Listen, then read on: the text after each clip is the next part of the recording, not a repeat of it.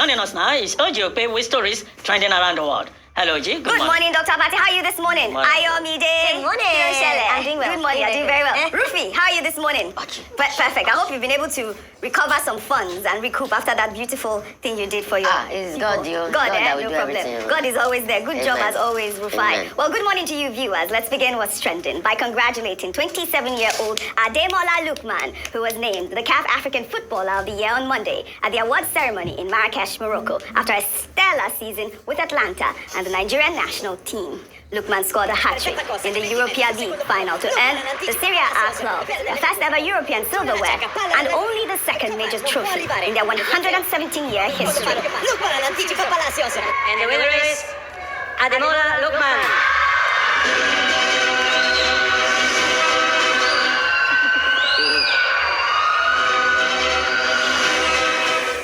Ekale, Nigeria, Monkey Boboyi, Eshe, Modupe. Firstly, I want to thank Almighty God for everything that He's been doing in my life and everything He's been blessing me with. I want to thank the President. I want to thank all my teammates, club and country. I want to thank them for their support and the love that they give me. To all the young children and people watching this, don't let your failures weigh you down, that they break your wings. But in fact, turn your pain into your power and continue to fly. God bless. All right, congratulations, Ademola Lookman. I mean, these are the people that are laundering our image. I mean, our ambassador. I would love that regalia. I mean, that green representing Nigeria. I mean, he's doing so well. You were saying Nigerians were going to fight. Yeah, they're saying that they don't give him that award. Who else will win it? He's the real Agbabola. Well, all right, in the same vein. Nigeria's Super Falcons goalkeeper, Chiamaka Nnadozie, was crowned the Women's Goalkeeper of the Year for the second consecutive time at the 2024 CAF Awards. Nnadozie played a pivotal role in Nigeria's impressive campaign at the 2024 Women's Africa Cup of Nations qualifiers and was instrumental in Paris FC's historic run in the UEFA Women's Champions League, where her heroics in penalty shootouts earned her global acclaim. Chiamaka Nnadozie. Last year I was here, and I'm also here today, and I'm very grateful to God. To my national team teammates, this award wouldn't have been possible without you guys. You all made this happen, and I'm really grateful for you all. And of course, to my family, to my friends who have been supporting me from day one, I really want to say a very big thank you. Thank you so much. Back-to-back victory. I mean, amazing. You know, the Nigeria Super Falcons also claimed the Women's National Team of the Year. The 9-time African champions beat the Atlas Lionesses of Morocco and Bayana of South Africa to earn the award. Nigeria, no, they carry last. Again, congratulations to both of them. Rufai was saying earlier that, I mean, you know, we discussed Kemi Badenoch and talking about, you know, laundering Nigeria's image. We have amazing global ambassadors who continue to make us proud. Congratulations to both of them. We'll take another story. The Economic and Financial Crimes Commission announced in a post on X on Monday that the commission arrested 792 suspects for their alleged involvement in cryptocurrency investment fraud and romance scam, marking the agency's biggest arrest in one day. The suspects were apprehended on Tuesday, December 10th, in a surprise operation at their hideout, a 7-story building in Victoria Island. The suspects included 148 Chinese nationals, 40 Filipinos, 2 from Kazakhstan, 1 from Pakistan, and 1 from Indonesia, including their Nigerian accomplices. The foreign nationals were reported to have used the facility to train their Nigerian accomplices on how to initiate romance and investment scams, and also use the identities of their Nigerian accomplices to perpetrate their criminal activities. The Efcc's post reads in part. The Nigerian accomplices are equally provided with logs that allow them access to foreign communication lines and victims, which they chat with on WhatsApp, Instagram, and Telegram. The Nigerian accomplices, who are assigned WhatsApp accounts linked to foreign telephone numbers, especially from Germany and Italy, engage victims in romantic conversations, as well as phantom business and investment discussions to trick them to shop on the purported online investment shopping platform called YouTube.com. I've never heard of this. For those who show interest, activation fees for an account on that platform starts from $35. Dr. Abati, I mean, when I read this story, I was in shock. But let me just read a statement from the EFCC chairman, Ola Olukoyede. He said that the Nigerians involved in the alleged fraudulent activities don't know the owners of the company they work for because they are not offered letters of appointments or receive payment from a corporate account. Well, according to him, the suspected Nigerian accomplices are usually paid either in cash or through an individual's account. I must commend the EFCC. I'll take a reaction after your comment, Dr. Abati. Okay, let me start with a comment of the chairman of the EFCC, Yes. Mr. Olukoyede, that these persons do not even know who the owners of the company is, and that they are paid, like a daily paid workers. Now, this speaks to two things. The fact that there is very serious unemployment in this country. There are too many jobless young men and women out there who can be recruited for any kind of negative purpose, whether criminal or otherwise. The second thing is that the chairman of the EFCC saying, oh, this 792 suspects do not even know who the owners of the company are. I think the owners is on the security agencies, not just the EFCC, to find out who the owners of the company are, how they manage right in the heart of Lagos, Victoria Island, to rent a 7-story building, Unbelievable. set up a massive operation involving high-end technology, and they recruited so many people in their hundreds. And the Nigerian security system could not notice them, could not find out what they were doing until now. That means that this operation may have been going on for a very long time. And now that they have found them, I think the owners should not be let off the hook. Now look at the profile of the foreigners involved. About 114 Chinese people, two persons from Kazakhstan, were 2 from the Philippines. I think there were also Filipinos, 14 Filipinos. And Indonesia. All these people, they are supposed to have immigration permits. Yes. Or what do they call it? Work visa or something in Nigeria. So the Nigerian immigration system could not trace them, could not track them to know what exactly they do in Nigeria. Yeah. That they will now set up an amoral criminal enterprise called the investment scam and romance scam. And they teach these many Nigerians that they recruit how to deceive women overseas, giving them SIM cards. SIM cards, over 500 SIM cards were seized at that location. Now, I thought they said for you to have a SIM card, you must register it, and it must be linked to, is it NIN?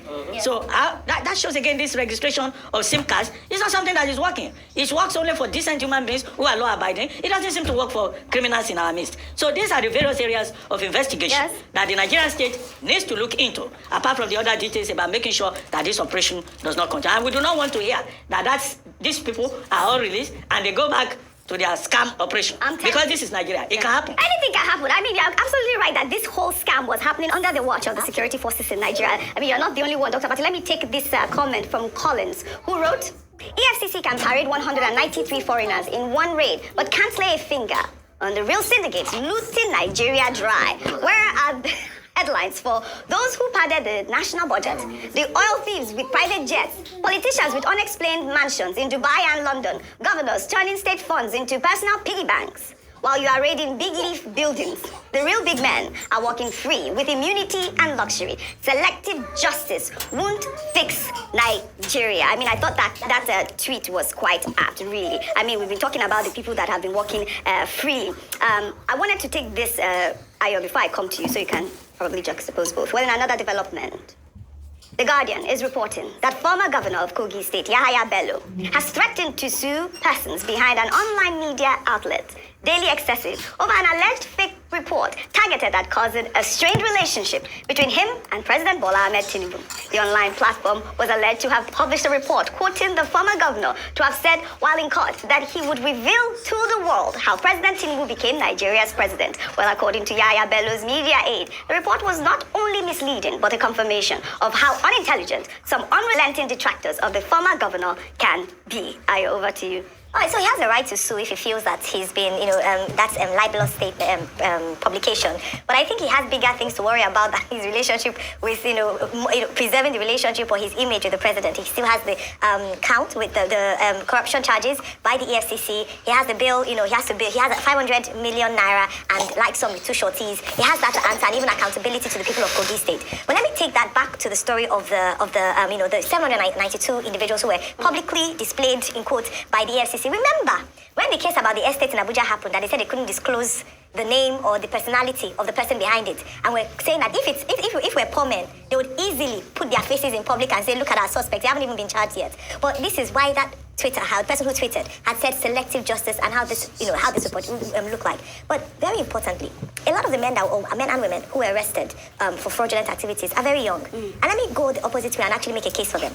A lot of our Nigerian youth are being swayed or being enticed into a life of crime because there's no alternative.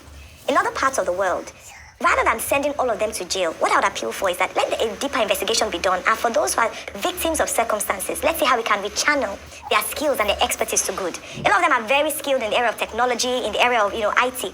Let us retool because the system has failed the Nigerian youth. And that's why we see that it's easy for them to be susceptible to a life of crime. I'm not justifying crime in any way. What I'm just saying is that it signifies or it signals a deeper issue that we have as a country where we are failing and letting down our young people, such that they are so desperate, they have no other alternative but to be enticed by people. We see all these job alerts. We see on walls, oh, call this number for a job. You just go because you're desperate. So I'm not trying to justify crime, but I'm trying to make a case for young Nigerians who have been failed by the state and who are now paraded as criminals, even though some of them might be victims of circumstances. But people like Yahaya Bello, people like the other people who are, they're not victims of circumstances. For some of them, if found guilty, it's just a matter of greed. Right, absolutely. Before a quick comment, before I take these stories, highlighting these good gestures really quickly.